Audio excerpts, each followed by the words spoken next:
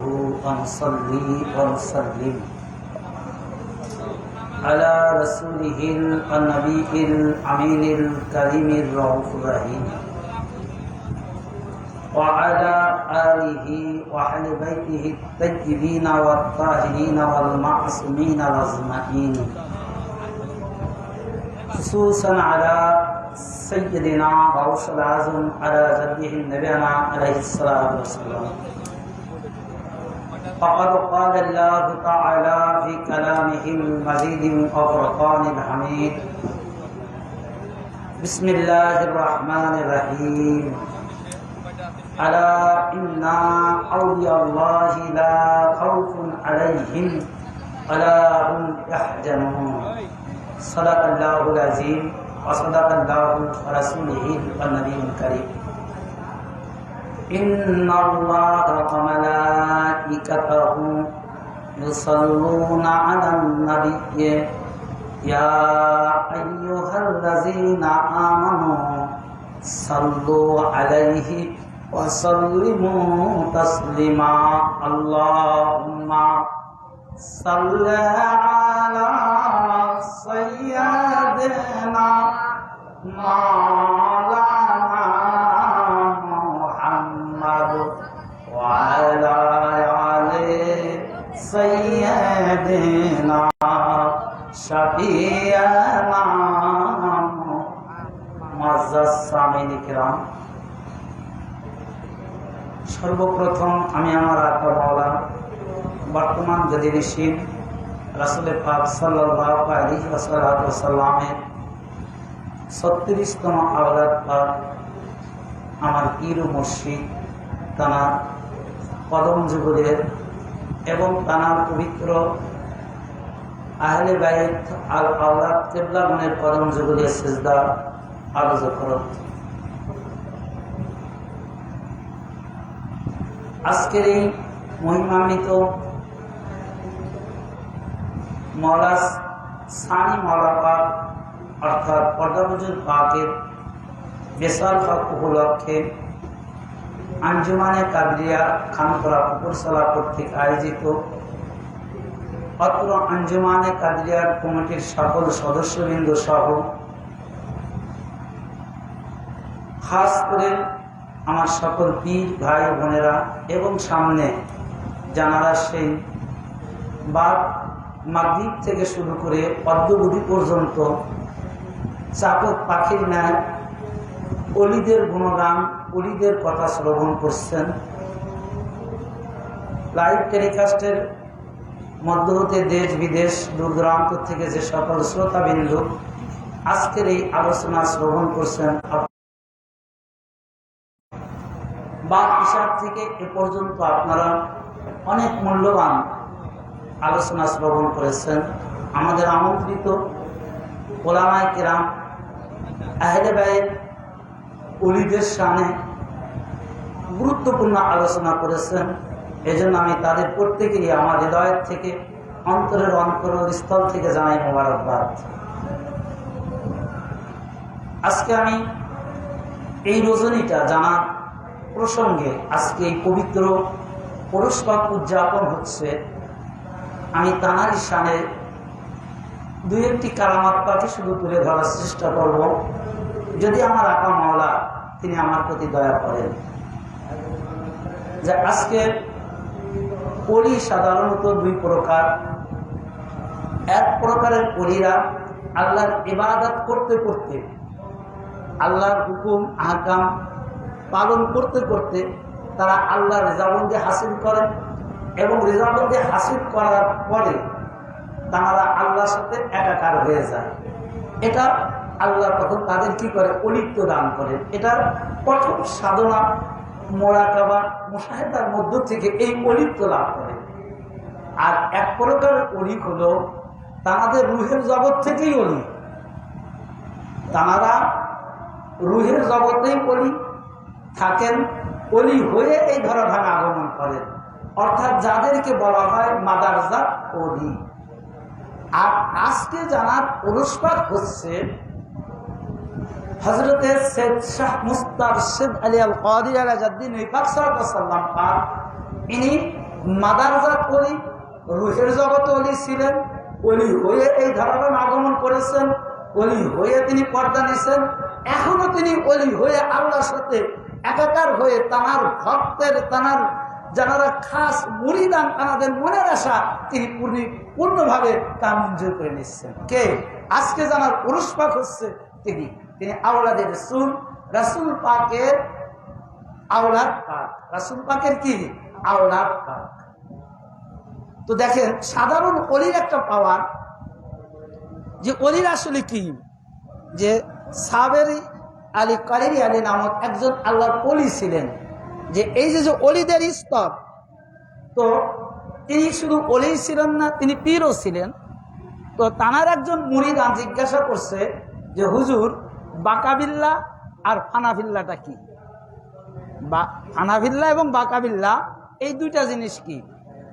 তো তিনি তার ওই মুরিদকে বলতেছেন যে আমি যখন পর্দা নেব, আমি যখন মারা যাব, অর্থাৎ এই দুনিয়ার থেকে পর্দা নেব, আমার যে জানাজা করতে আসবে, তুমি তার কাছ থেকে প্রশ্নের উত্তরটা জেনে নিও। কার কাছ থেকে? যে এই পীর সাহেব যখন ইন্তেকাল করবে, পর্দা নিবে, তার যখন জানাজা করবে, যিনি জানাজার ইমামতির দায়িত্ব পালন করবে, তিনি এটা বলে দিবেন।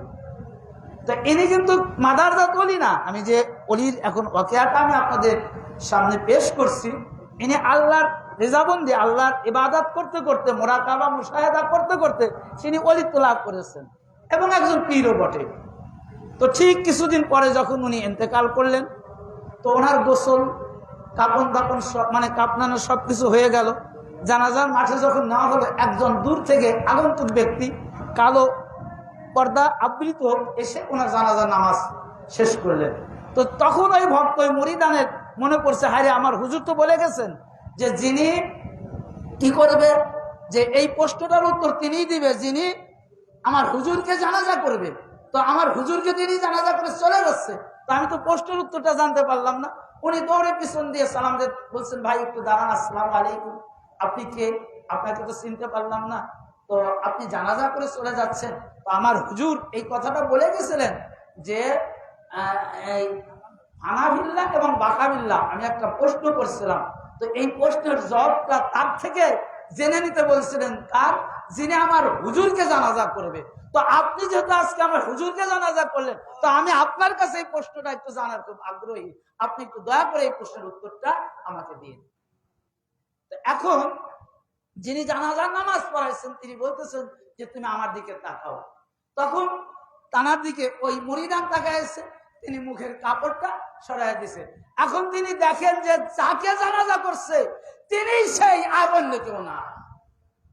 চিন্তা করছেন আল্লাহর ওলিরা কি, আল্লাহর ওলিরা কি, যে তিনি বলতেছেন। তখন ওই ভক্ত মুরিদান জিজ্ঞাসা করছে, হুজুর, তো আপনি যদি আপনি হন, যাকে জানাজা করলেন উনি কে?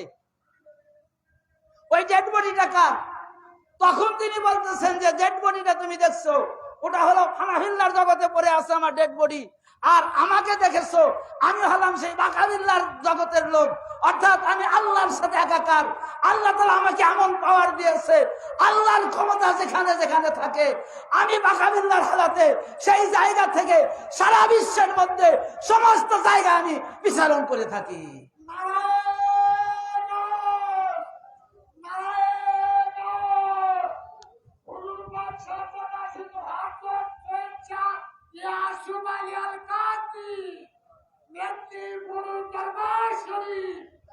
তো যদি একজন ওলি তো লাভ করে, ইবাদত করে, তাহলে মাদারজাত ওলি যিনি হন তিনি কি করতে পারেন?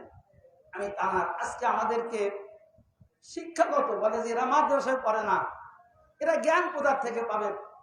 তো মৌলা সানি মৌলা পাকের ইতিহাস জীবনী থেকে দেখেন, জেনে নিন যে সানি মৌলা পাক অর্থাৎ পর্দা হুজুর পাক, তিনি একদা বর্তমান ছোট হুজুর পাক হযরত সৈয়দ শাহ আইশিদ আলী আল কাদেরী রাদিয়াল্লাহু নবী পাক সাল্লাল্লাহু আলাইহি ওয়াসাল্লাম পাকের সাথে কোন একদিন ঈদের জামাতে তিনি বের হয়েছেন। তো বের হওয়ার পরে তো ঈদের জামাতে নামাজের আগে কি ইমাম সাহেব কি বলেন, নিয়তগুলো বলে দেন কি না, আমাদের দেশে বলে দেন, আরবিতে বলেন, বাংলায় বলে দেন। তো নিয়তটা বলতেছেন কি, যে মা সিত্তাতে তাকবীরাতে ওয়াজিবুল্লাহ তাআলা, যে ঈদই হোক, এইভাবে বলছি ঈদুল আজহা হলে, ঈদুল ফিতর হলে, এটাই তো বলে নাকি, তো বলে দিচ্ছে। তো কর্তা হুজুর পাক অর্থাৎ সানি মওলা পাক তিনি ছোট হুজুর পাককে বলতেছেন, বাবা এই দেখো কত বড় ভুল, এই নিয়তের মধ্যে ভুল আছে। চিন্তা করেন যে নিয়ত বলে দিচ্ছেন ইমাম সাহেব, আদি অনন্তকাল আমরা যদি এটাই শুনে আসছি, এটাই পড়ে আসছি, ঠিক না, যে মা সিত্তাতে তাকবীরাতে ওয়াজিবুল্লাহ তাআলা, আমরা কিন্তু এটাই পড়ে আসতেছি। তো হুজুর পাক বলতেছেন যে এটা ভুল, এটা সঠিক না। তো দেখেন পর্দা হুজুর পাক 1978 সালে 25 অক্টোবর তিনি পর্দা নিলেন। পর্দা নেওয়ার পরে ছোট হুজুর পাক কেবলা কাবা, তেনার ব্রেনের ভিতরে এটা আছে যে বাবা এটা বলে গেছেন। পর্দা হুজুর পাক কিন্তু বর্তমান ছোট হুজুর পাকের আব্বা যান, আমার আকা মাওলা পীর মুর্শিদ বড় হুজুর পাক কাবা কেবলার আব্বা যান পর্দা হুজুর পাক। তো এখন এই যে যে কথাটা বলে গেলেন হুজুর পাক, তো তিনি সেরকম কোনো আলেম পাচ্ছেন না যে কার দ্বারা এটা শুধরাবো, কে, যেহেতু আমাদের হুজুর পাকরা তো ওয়াজ করেন না, আমাদের হুজুর পাকরা তো মাইক এরকম ক্লিয়ার দেন না যে এটা এটা এটা ফতোয়া দেন না অন্যান্যের মতো। তা এই সঠিকটা কিভাবে এটা জাগ্রত করবে, কিটা এই ভুল যে মা সিত্তাতে তাকবীরাতে ওয়াজিবুল্লাহ তাআলা, এই যে সিত্তাতে তাকবীরাত, এই যে ভুল, তাহলে আমার মুরিদানরাও ভুলের মধ্যে আছে, সমগ্র মানুষ ভুলের মধ্যে আছে। তো সমগ্র মানুষ যদি ভুলের মধ্যে থাকে সেটা দেখার নয়, কিন্তু খানদানে আওলাদের রাসূল, আওলাদের রাসূলের দরবার পাকে যারা থাকবে তারা ভুলের মধ্যে থাকবে, এটা তো তারা মেনে নিতে পারেন না।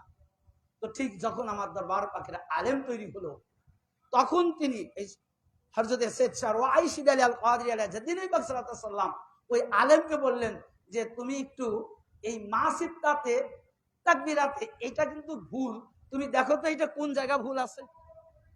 তো তিনি বললেন হুজুর পাক তাহলে এটা যদি ভুল হয় তাহলে কি হবে, আপনি বলে দেন, আমি মাইকে বলে দেই বা আমরা ওয়াজে বলে যাই। বলে না না না না, তা বলা যাবে না, কারণ তোমরা যদি মাইকে এমনি বলো, দলিল না দাও, যদি ভুল যদি ধরতে না পারো, যদি এমনি যদি মাইকে বলো, ওরা মানবে না, ওরা ওটা মেনে নেবে না, ওরা মন করা কথা বলবে। তুমি কিতাব দেখো কোন জায়গায় ভুল আছে। তো তখন আমাদের দরবার পাকের আলেম তিনি কিতাব খুললেন, ঘাটতে ঘাটতে দেখেন যে আরবি ব্যাকরণ একটা কিতাব আছে, তার নাম হলো নাহমির। এই নাহমিরের প্রণেতা মওলা আলী আলাইহিস সালাম, এই নাহমিরের সবচাইতে টপ গ্রেড, অর্থাৎ আরবি এক কথা যদি কোনো ব্যক্তি এই নাহমির না পড়ে সে আরবি জানবে না। নাহমিরটা এত ইম্পর্টেন্ট একটি কিতাব। এই নাহমিরের মধ্যে শেষ দিকে একটি অধ্যায় আছে, অধ্যায়ের নাম আদুদ এবং মাদুদ। অধ্যায়ের নাম কি? আদুদ মাদুদ, অর্থাৎ সংখ্যার বর্ণনা। সংখ্যার বর্ণনা, আদুদ হচ্ছে সংখ্যা, মাদুদ হচ্ছে বস্তু। যেরকম এখানে কয়টা খাতা? 6টা খাতা। এই খাতাটা হচ্ছে মাদুদ আর 6টা হচ্ছে আদুদ। 6টা হচ্ছে সংখ্যা আর খাতা হচ্ছে বস্তু, এটা হলো মাদুদ।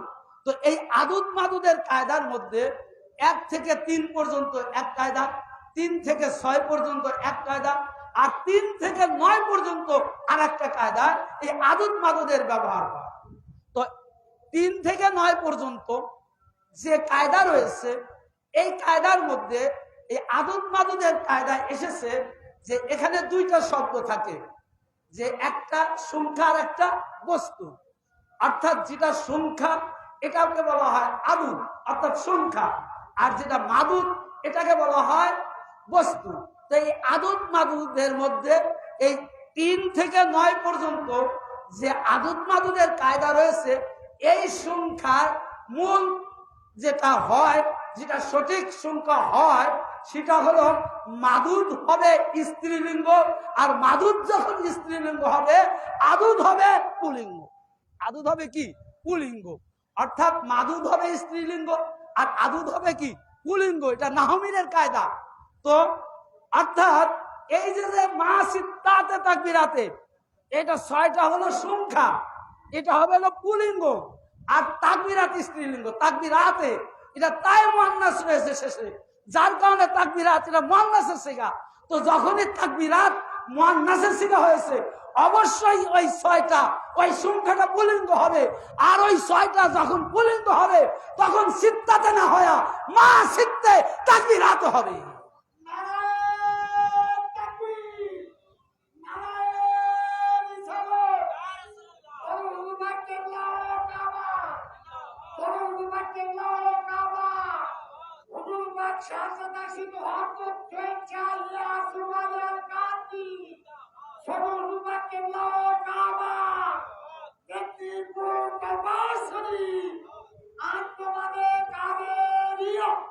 তো এই যে নাহুর জ্ঞান, এটা কিন্তু মাদ্রাসার অনেক ছাত্র কেন শিক্ষকই নাহুমিনের কায়দা জানে না ভালোভাবে। নাহু এত কঠিন গ্রামার, এত কঠিন গ্রামার নাহু। দেখেন অর্থাৎ পাক সানিমওয়ালা পাক তিনি মাদ্রাসায় যাননি, তিনি কোথাও যাননি, তারা ঘরের মধ্যে থাকেন।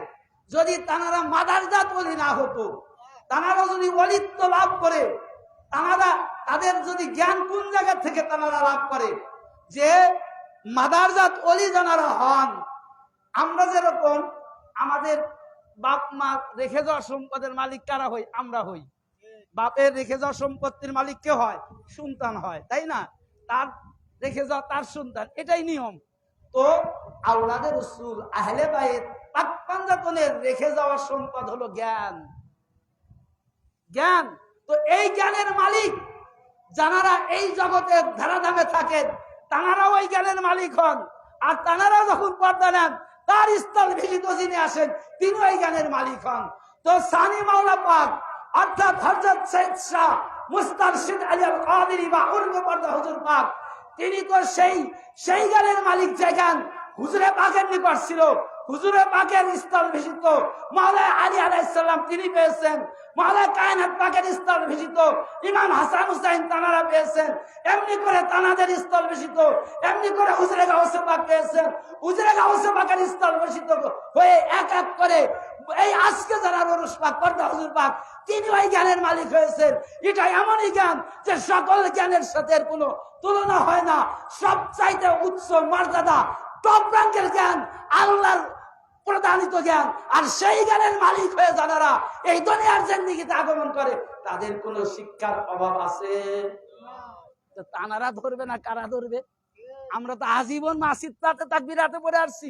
কোন মোল্লা কোন মাওলানা আজ পর্যন্ত মাসিদতে তাকবীরাতে বলে না। অথচ মূল এই তাকবীরের মূল শব্দটা হবে মাসিদতে।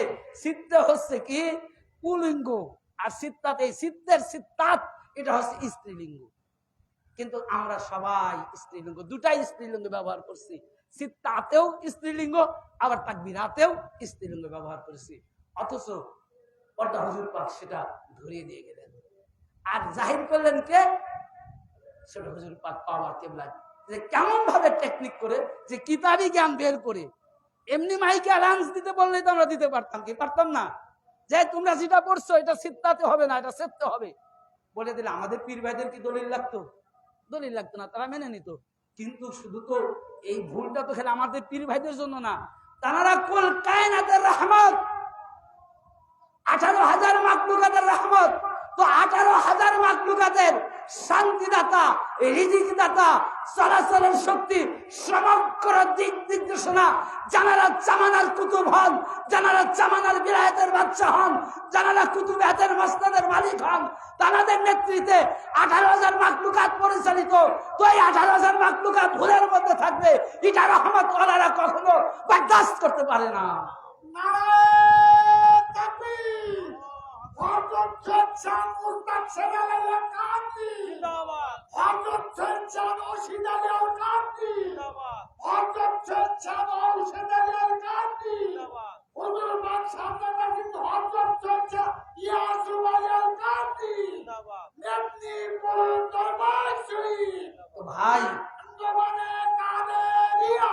ভাই আজকে আমরা যাত্রার যেমন তেমন বলি না, মাওলা সানি পাক, এই যে সানি পাক মাওলা সানি দ্বিতীয় মাওলা কেন বলা হয়? যখন মাওলা হুজুর পাক পর্দা নিলেন, তো মাওলা হুজুর পাক পর্দা নেওয়ার পরে গদিনিসীন হলেন পীর ও মুর্শিদ পাক দাদা হুজুর পাক হযরত সৈয়দ শাহ ইরশাদ আলী আল কাদরি আলা জাদ্দিহি নবী পাক সাল্লাল্লাহু আলাইহি ওয়াসাল্লাম। আর পর্দা হুজুর পাক হযরত সৈয়দ শাহ ইরশাদ আলী আল কাদরি আলা জাদ্দিহি নবী পাক সাল্লাল্লাহু আলাইহি ওয়াসাল্লাম পাকে শাহজাদা পাক। তো বাবা পর্দা নিছেন মওলা হুজুর পাক। তো মওলা হুজুর পাক হচ্ছে পর্দা হুজুর পাকের দাদা যান, পীর ও মুর্শিদ পাক হচ্ছে আব্বা যান। তো বাবার শোকে পীর ও মুর্শিদ পাক খুবই কাতর থাকতেন, খুবই কষ্ট পেত যে বাবা চলে গেছেন, এরকম ভরাক্রান্ত হৃদয়ে থাকতেন। কিন্তু যখনই পীর ও মুর্শিদ পাক সামনে আসতো, যখনই পীর ও মুর্শিদ পাকের সামনে এই সানি মাওলা পাক যখন সামনে আসতো, পর্দা হুজুর পাক যখন তার সামনে আসতো, তখন মাওলা হুজুর পাকের স্মৃতি সম্পূর্ণ পর্দা হুজুর পাকের মধ্যে তিনি দেখতে পারতেন, একবারে হুবহু প্রতিচ্ছবি দেখতে পারতেন। অর্থাৎ মাওলা হুজুর পাক যেরকম ছিলেন, মাওলা হুজুর পাকের আচার আচরণ যেরকম ছিলেন, মাওলা হুজুর পাকের চাল চলন যেরকম ছিলেন, মাওলা হুজুর পাক একবারে দেখতে যেরকম, ঠিক হুবহু। অর্থাৎ পর্দা হুজুর পাক ওই মাওলা হুজুর পাকের সুরাত, মাওলা হুজুর পাকের কর্ম, মাওলা হুজুর পাকের আচার আচরণ, সমস্ত কিছু মাওলা হুজুর পাকের সবকিছু আচার আচরণ কাজকর্ম পীর ও মুর্শিদ পাক দেখতেন কার মধ্যে? সানি মাওলা পাকের মধ্যে। তখন তিনি নামকরণ করে দিলেন যে আমার এই শাহজাদা আমার বাবা, আমার বাবার প্রতিচ্ছবি আমি আমার এই শাহজাদার মধ্যে দেখতে পাই। সুতরাং আমার এই শাহজাদা আজ থেকে দ্বিতীয় মাওলা হুজুর পাক, অর্থাৎ সানি মাওলা। এমনি এমনি সানি মাওলা পাক হয় না। এবং শুধু তাই নয়, যে মাওলা হুজুর পাক যেরকম বিলায়েত পরিচালনা করত, তো মাওলা হুজুর পাক যেরকম মাসনাদের কাজকর্ম করতেন, পর্দা হুজুর পাক ওই একই রকম কাজকর্ম করতেন, একই রকম চলতেন, যার কারণে তার নামটা সানি মাওলা পাক।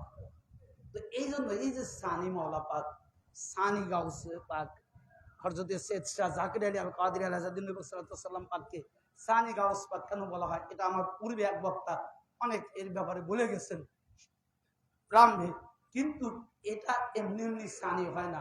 প্রত্যেকটা বস্তু এক থাকে, দ্বিতীয় তখনই হয় যখন অবিকল ওই রকম হয়। কারণ এখন একটা ফুল আছে, তাই একটা ফুল বলবেন না, নাকি দুইটা বলবেন? আর যখনই এখানে আরেকটা ফুল আসবে তখন কি হবে? দুইটা ফুল হবে, দুইটা ফুল হবে। তো যতক্ষণ একটা থাকবে ততক্ষণকে দুইটা বলা যাবে? যারা বলেন বলা যাবে? কখনো বলা যাবে না। যখন দুইটা আসবে তখন আর একটা বলা যাবে না। কি আগে একটাই বলছেন, একটা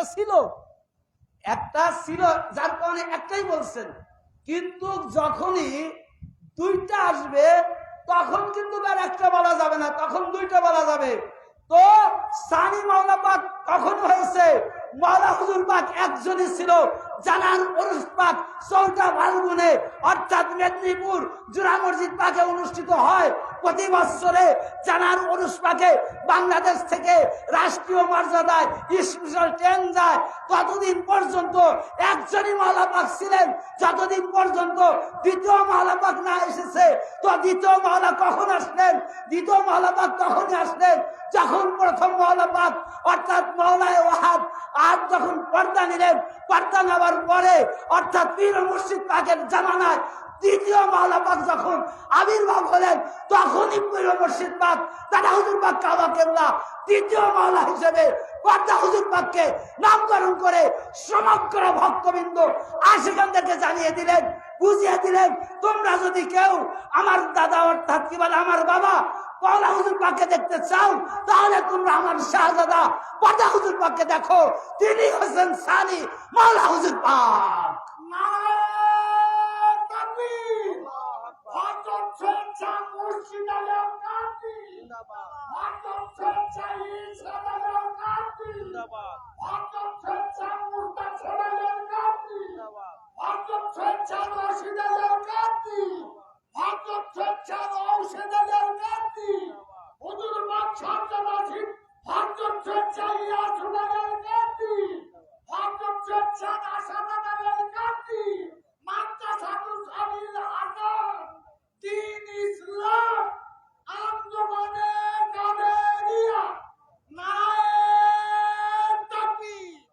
আমাদের পীর ও মসজিদ কি জিনিস। এই যে আমরা যে ওরস পাক গুলো করি, এই ওরস পাক থেকে আমাদের কি শিক্ষা? যে আজকে আমরা বায়েত হয়েছি কার হাতে, এটা দেখতে হবে যে তানারা কত দয়ালু, তানারা কত রহমত, তানারা কত করুণা। আমি শেষ একটি কারামত পাক এই পীর মসজিদ পাকের, দেখেন তুতলা ব্যক্তির শুদ্ধ ভাষায় কথা বলা এবং ভাইবা ভোটে পাস, জানার নাম ছিল আব্দুল্লাহ কি বলে আফজালুল্লাহ সাহেব। এই ভদ্রলোক পর্দা হুজুর পাকের মুরিদ ছিলেন। তিনি কথা বলতে পারতেন না। তুতলা তুতলা আছে না অনেকে দেখেন, এই যে থুতু মানে যেটা বলা হয়, তুতলা ভাষায় কথা বলতেন। তো এখন ভাইবা বোর্ডে যখন গেছে, তার ভাইবা বোর্ডে গেলে তুতলা ভাষায় কথা বললে কি আর তার চাকরি হবে বলেন? একজন অফিসার হোক, একজন যে লোকই হোক, আগে তার ভাষা স্ট্যান্ডার্ড হতে হবে। তো তিনি পর্দা হুজুর পাকের কাছে আর্জি করলেন যে হুজুর আমার তো চাকরি হয় না, আমি অনেক ইন্টারভিউ দেই, কিন্তু আমি সবকিছু লিখিত পাস করি, আমি সব জায়গায় পাস করি, আমার সার্টিফিকেট ভালো, সবকিছু ফার্স্ট ক্লাস পাস, কিন্তু যখন আমার ভাইবা বোর্ডে যাওয়া হয়, যখন ভাইবা বোর্ডে আমাকে মানে প্রশ্ন করা হয়, আমি কথা বলতে পারি না, তুতলা ভাষায় কথা বলি, যার কারণে আমার চাকরি হয় না। তো পর্দা হুজুর পাক চিন্তা করলেন আমারই ভক্ত, আমারই মুরিদান, এটা তো সাধারণ মামুলি ব্যাপার। জানারা মৃত্যুকে জীবন দান করে, জানাদের হাতে অক্লান্ত ক্ষমতা, আর আল্লাহর ক্ষমতাই তো সমস্ত অলিদের ক্ষমতা। আল্লাহ তাআলার অলি তো তখনই যিনি আল্লাহর সাথে একাকার হয়ে যায়, আল্লাহর সাথে একাকার না হলে তার সে অলি হয় না। আর পর্দা হুজুর পাক মাদারজাত অলি, তিনি রুহানি হালাতে অলি ছিলেন, তিনি অলি হয়ে এই জগতে আসছে। আর তানারই একজন ভক্ত, তানারই একজন মুরিদান, তুতলার কারণে চাকরি হবে না, এটা হতে পারে? তো সানি মাওলা পাক অর্থাৎ পর্দা হুজুর পাক বললেন যে তুমি এবার ভাইবা বোর্ডে যাও, তোমার চাকরি হয়ে যাবে। বললেন তুমি এবার ভাইবা বোর্ডে যাও, তুমি সব পরীক্ষা ভালো করে দাও, তোমার যে তুতলা, যে কারণে তোমার চাকরি হয় না, এটা না থাকলেই তো হলো। বলো হুজুর অবশ্যই, এটা না হলে আমার চাকরি কনফার্ম। তো যখন ভাইবা বোর্ডে গেছে, জানার জন্ম লগ্ন থেকে তুতলা, চিন্তা করে দেখেন, যিনি কথা বলতে পারে না, যিনি ভাষা জানে না, যেনার প্রত্যেকটা শব্দ অশুদ্ধ, তুতলা, তিনি যখন ভাইবা বোর্ডে হাজির হয়েছেন, তো ভাইবা বোর্ডটা খুব কঠিন জায়গা, সর্বোচ্চ শিক্ষিত ব্যক্তিরা ভাইবা বোর্ডে হাজির থাকেন, একটার পর একটা প্রশ্ন করা হয়, কোন জায়গা থেকে প্রশ্ন করে এটা তানারাই জানেন। এত কঠিন জায়গা, চাকরির যতগুলো স্তর আছে সবচাইতে কঠিন স্তর ভাইবা বোর্ড। আর এই ভাইবা বোর্ডে তুতলা ব্যক্তির কি রকম হতে পারে? তো যখন ওই ভদ্রলোক আফজালুল্লাহ সাহেব যখন ভাইবা বোর্ডে হাজির হয়েছেন, সালামটা যখন দিয়েছে, সালামটা এত সুন্দর, সাধারণ মানে মানুষের ভাষার চেয়েও এত সুন্দর কঠিন ভাষায় সালাম দিয়েছেন যে তানার ভিতরকার যত তুতলা, যত জড়তা ছিল, সমস্ত কিছু নিমিষে দূর হয়ে গেছে। চিন্তা করে দেখেন যে হুজুর পাকদের ক্ষমতা কি, হুজুর পাকদের পাওয়ার কি ভাই। তো যখন তিনি ইন্টারভিউ দিলেন, তার চাকরি হয়ে গেল। তিনি নিজে এই কারামতটা, সানি মাওলা পাক অর্থাৎ পর্দা হুজুর পাকের এই কারামত পাকটা তিনি নিজে উল্লেখ করেছেন, যে হুজুর পাকের দয়া, আমি তুতলাকে কি হয়েছি, আমি স্পষ্ট ভাষা অর্থাৎ এত কণ্ঠ সুন্দর হয়েছে যে তার মধ্যে তার মৃত্যু পর্যন্ত তার তুতলামি ভাব আসছিল না। ভাই সেই জন্য আজকে আমরা খুবই গৌরবান্বিত, আমাদের ভাগ্য ভালো যে আমরা আওলাদে রসুল পাকের দরবার পাক পেয়েছি, আমাদের ভাগ্য ভালো যে আজকে জানার উরুস পাকে আমরা হাজির হয়েছি। এনারা একটি কথাই পর্দার শেষ প্রান্তরে তার ভক্তদেরকে বলতো যে তোমরা জেনে রাখো, আমরা মারা যাই না, আমরা আল্লাহ থেকে আসি, আবার আল্লাহ ডাকে আল্লাহ রাহে চলে যাই। আমাদেরকে যারা ডাকবে তারা আমাদের হাজির অবস্থাতেও পাবে, আমরা চলে যাবার পরে যে কোনো প্রান্ত থেকে তোমরা আমাকে ডাকবে, আমি পর্দা হুজুর পাক তিনি বলতেছেন যে আমি তার ডাকে, আমার ভক্তের ডাকার আগে আমি তার কাছে হাজির হয়ে যাই। সুবহানাল্লাহ। আজকের এই রজনীতে পর্দা হুজুর পাক হাজির আছেন ভাই। আজকে দেখছেন যে কে বৃষ্টি মাথায় করে আমার উরুস পাক করছেন, কে মেঘ মাথায় করে আমার উরুস পাকে হাজির হয়েছে, এটা পর্দা হুজুর পাক দেখছেন। মহান আল্লাহ রাব্বুল আলামিন আমাদের প্রত্যেকেরই পর্দা হুজুর পাকের খাস গোলাম বানানো পর্যন্ত যেন এই দুনিয়ার জিন্দেগি থেকে শেষ নিঃশ্বাস ত্যাগ না করান। আল্লাহ তাআলা আমাদের প্রত্যেকেরই যেন পর্দা হুজুর পাকের কদম পাকের ধুলিকণা তৈরি করে যেন এই দুনিয়ার জিন্দেগি থেকে যেন শেষ বিদায় নেওয়ান। সবাই বলুন আমিন। আমা তাওফিক ইল্লা বিল্লাহ। আসসালামু আলাইকুম ওয়া রাহমাতুল্লাহি ওয়া বারাকাতুহু।